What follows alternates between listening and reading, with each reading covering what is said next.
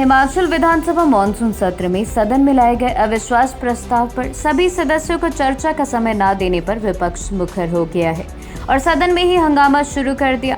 विपक्ष सभी विधायकों को बोलने देने की मांग कर रहा था, लेकिन विधानसभा अध्यक्ष द्वारा इसकी अनुमति नहीं दी गई और मुख्यमंत्री जयराम ठाकुर चर्चा का जवाब देने के लिए खड़े हुए, जिसके बाद विपक्ष कुर्सियों से खड़े हो गए और नारेबाजी करते हुए सदन से बाहर आ गए।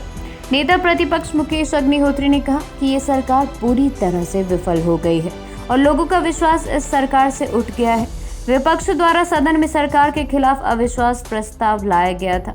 अविश्वास प्रस्ताव सभी विपक्ष के विधायकों के द्वारा लाया गया था और सभी चर्चा में हिस्सा लेना चाहते थे, लेकिन ये सरकार घबरा गई है और विधायकों को बोलने का समय नहीं दिया गया, जिसके चलते विपक्ष ने सदन से वॉकआउट किया। वहीं आशा कुमारी ने कहा कि 2/3 बहुमत के साथ आज सदन में अविश्वास प्रस्ताव लाया गया था, लेकिन विधायकों को बोलने का मौका ही नहीं दिया गया, जबकि आज प्रदेश में हर वर्ग इस सरकार के कुशासन से परेशान है। महंगाई ने आम लोगों का जीना दुश्वार किया है और ये सरकार किसी भी वर्ग को राहत नहीं दे पाई है। ऐसे में इस सरकार को सत्ता में बने रहने का कोई हक नहीं। शिमला कसुम्पटी अनिरुद्ध ने कहा कि ये सरकार चर्चा से भाग रही है, सदन में बोलने तक का विधायक को मौका नहीं दिया जा रहा। अविश्वास प्रस्ताव पर कई विधायकों को बोलना था, लेकिन विधानसभा अध्यक्ष ने समय नहीं दिया।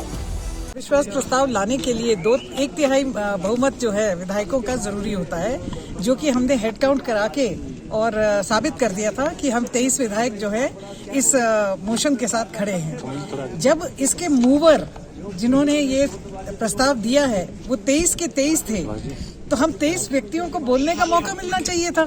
सरकार डिबेट से भागती है, बातें सुनने से भागती है, हम लोगों को बोलने नहीं दिया गया। जब हमने बोलने ही नहीं देंगे तो फिर सदन में हम किस लिए आए हैं? लोगों ने जो हमें मुद्दे बताए हैं या हम लोगों के मुद्दे देख रहे हैं वो महंगाई को लेकर के हैं, गैस के सिलेंडर को लेकर के हैं, महिलाओं के और मुद्दे हैं जैसे कि सरसों का तेल का मुद्दा है। आज आटा, चावल, घी, क्या बोलते हैं, दूध, दही, हर चीज पर जीएसटी लगा दिया। बागवानी के सेक्टर में कार्टन्स के ऊपर जीएसटी लगा दिया, खाद्य पदार्थों पे जीएसटी लगा दिया, पेंसिल और शार्पनर तक में जीएसटी लगा दिया। ये मुद्दे हैं, लोग इनसे त्रस्त हैं। तो हमने विश्वास जो है सरकार में, हमें तो विश्वास है नहीं, पर जनता को भी नहीं है। ये आपके सामने जो है, जब चुनाव होंगे ये बात आपके सामने आ जाएगी, मगर हमें इन्होंने बोलने नहीं दिया, जबकि ऐसा कोई भी रुकावट नहीं थी।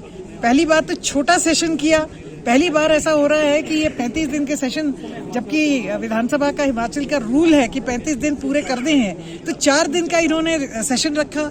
4 दिन के सेशन में भी ये बोलने नहीं दे रहे हैं।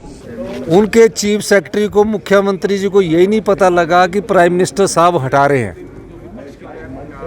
प्राइम मिनिस्टर साहब ने उनको 3 महीने पहले चिट्ठी लिखी, फिर दिल्ली बुलाया, कहा भी आपकी चीफ सेक्रेटरी के खिलाफ एक बहुत शिकायत है और हमने वेरीफाई की है कि उनका कहीं फ्लैट है, और एक सीमेंट कंपनी के प्रति उन्होंने कुछ ऐसी बात कही है जिसके संदर्भ में उन्होंने कहा।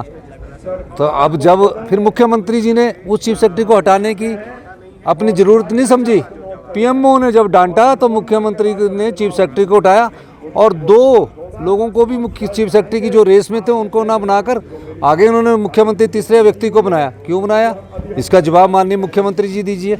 पुलिस लीग में ये पुलिस का मैंडेट नहीं है कि आप पुलिस भर्ती करिए, सबॉर्डिनेट सिलेक्शन बोर्ड काहे के लिए बनाया है, उसके द्वारा सिलेक्शन होनी चाहिए थे। गोरखे पकड़ा दिए, चौकीदार पकड़वा दिए, 90 आदमी अंदर करवा दिए।